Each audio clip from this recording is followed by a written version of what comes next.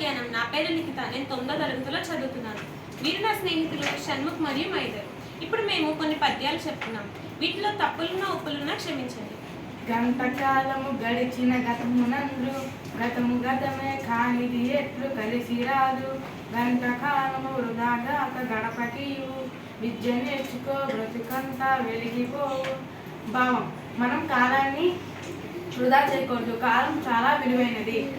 మనం ఏ పనన్నా మనం ఏ పనన్నా చేయాలంటే కాలం చాలా ముఖ్యం. చదువుకోవాల్సిన సమయంలో చదువుకోవాలి, లేకపోతే మనకి ఎలాంటి పని దొరకదు. ధన్యవాదాలు. నిండు విస్తిరాకు నిశ్చలంబుగనుండు ఏమి లేని విస్తరగిరిపడును వినయవగు వివేకి విజ్ఞవి గుజడుండు మా చిరాజు మాట మనుల మూట. భావం: అన్నీ ఉన్న విస్తరాకు నిండుగా నిశ్చలంగా ఉంటుంది. అదే ఏమి లేని విస్తరాకు ఎగిరెగిరి పడుతుంది. అదేవిధంగా వివేకవంతుడు తన జ్ఞానంతో నిర్మలంగా ఉంటాడు. అవివేకవంతుడు తన మిడిమిడి జ్ఞానంతో ఎగిరెగిరి పడతాడు.